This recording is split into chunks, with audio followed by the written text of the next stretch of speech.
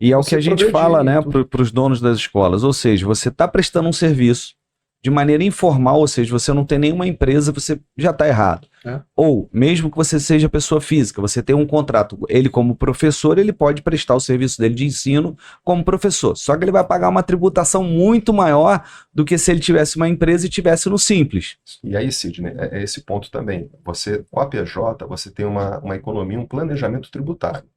E quando você também tem uma PJ, pode ser o oposto. A PJ é que falhou. A PJ foi condenada a pagar uma indenização, danos materiais, A danos PJ. morais. A PJ. A PJ tem um patrimônio dela. Isso que é E quando é interessante. a pessoa física responde com o seu próprio patrimônio. Claro que você pode dizer assim, não, mas tem bens que não podem ser pegos. Um imóvel residencial não pode ser Sim. pego. Mas mesmo um imóvel residencial pode responder por dívidas do próprio imóvel. Por exemplo, quem não paga condomínio perde imóvel residencial. Quem não paga IPTU perde imóvel. Então, Vai a leilão, né? E tem que vai tomar mesmo. muito cuidado, É. realmente, às vezes, para blindar. Sim. Você tendo uma pessoa jurídica, você tem planejamento tributário, a pessoa jurídica é que eventualmente responde com o patrimônio dela, e aquilo é muito importante, que sempre o empreendedor tem que ter isso em mente, até porque meu pai tem muitos anos, meu pai é advogado, tem a PJ dele, mas no passado, 30, 40 anos atrás, eu lembro, meu pai usava o dinheiro da PJ como se fosse dele, até porque a PJ tinha o nome dele, pai. E dava uma confusão Não danada. pode, que bom que não mistura, deu. né? Mas não, hoje não faz mais, mas Sim. no passado a informação era Sim. mais difícil de Sim. circular. É. Então as pessoas não faziam por mal. Às vezes o empreendedor ele não faz por mal. É que faltou Falta orientação. Né? orientação. Porque o empreendedor, ele às vezes ele tem aquele ímpeto, ele conhece do negócio, ele conhece o produto que ele está vendendo, mas ele não tem esse arcabouço que é necessário para você poder desenvolver uma atividade de forma... E talvez o empreendedor de verdade nem goste de advogado. Porque vai achar que o advogado é um custo, que o juiz é um custo, mas não é para ser visto assim. Não, ele só vai entender quando der o problema. Né?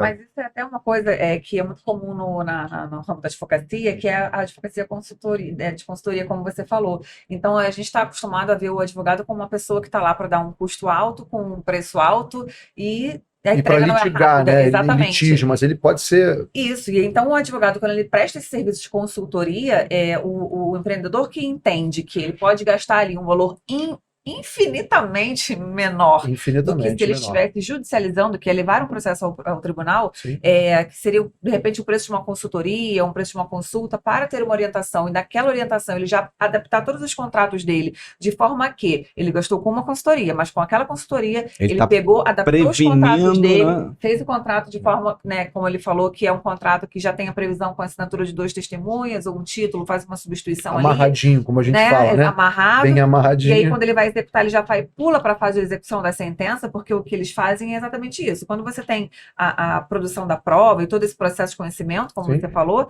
isso dentro do judiciário, né, que nós temos, é infelizmente extremamente moroso, pode levar muitos anos. Então, se você, aquela que a gente chama de economia porca, então se você pode fazer uma consultoria, ter um custo muito menor, ter uma informação que você vai aplicar na prática, os contratos vão ser auto-executáveis ali, né, ou pelo menos muito mais rápido, sem ter que passar por aqueles anos todos para você provar, correndo risco ainda, inerente a qualquer processo. De não ter o direito.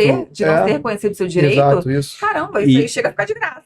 E vocês têm condição de fazer essa previsão, né? O advogado, ele consegue, de repente, para o cliente dizer, olha, nós vamos estar fazendo isso aqui preventivamente, mas eu consigo prever o que você vai economizar no futuro, ou facilitar, né? Eu acho muito importante destacar, eu, por exemplo, fiz a faculdade nos anos 90.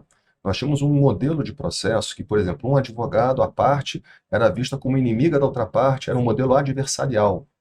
Hoje não existe mais isso, mas talvez para aqueles que não são do ramo jurídico, não, mas porque o autor vai brigar com o réu... Ainda é assim. Não é. É porque vocês do mundo jurídico, vocês pensam dessa forma. Mudou muito. Se nós pegarmos até seriados norte-americanos, aquele lá, o Suits, né, por exemplo, eles trabalham com conciliação, com mediação. Porque o advogado... Raramente vai a litígio. O advogado bom que você contrata, por que ele vai levar um processo caro, lento, que para os empreendedores isso não faz sentido. Dois lados, não. Você tenta... Vamos abrir mão aqui, abre mão aqui. É interesse de todos. É uma negociação, uma negociação dentro da lei, para evitar que o juiz decida. E acaba mais rápido com custo menor. A cultura jurídica hoje é pelo sentido da conciliação, da mediação, do consenso. Isso para a área da família, para todas as áreas. Até a fazenda pública está fazendo conciliação. Então, acho que também é uma cultura quanto ao empresário, não ver o advogado como um custo alto, um custo desnecessário. E olha que eu sou juiz, eu não tenho nada a ver com isso. Não tem nada a ver com isso. Não, mas a leitura é essa, né? Que houve uma mudança muito grande. Sim. O advogado realmente é preventivo e quando há o litígio, tentar resolver, o bom advogado, tentar resolver o litígio com o mínimo de gasto mas é o bom advogado. Sim. Esse é o ponto. E de preferência, tentando buscar ali o advogado especialista, que é uma outra questão também que causa muito problema. Né? Não só na minha seara aqui de família, mas em qualquer setor. Se você busca um advogado que é trabalhista e vai trabalhar com questão tributária, você vai ter problema. Vai ter problema. Você vai buscar um, né, e é uma coisa que o pessoal cisma de fazer com o advogado, né? Ah, o meu vizinho é advogado. O cara acha que ele sabe de tudo. A especialização dele. Né? É o que eu falo. O médico, o pessoal já sabe dividir, né? É isso aí. Ninguém vai operar o joelho com um cardiologista, né? O pessoal, mas no direito não. Todo mundo acha que é advogado, sabe de tudo. Generalista, famoso generalista.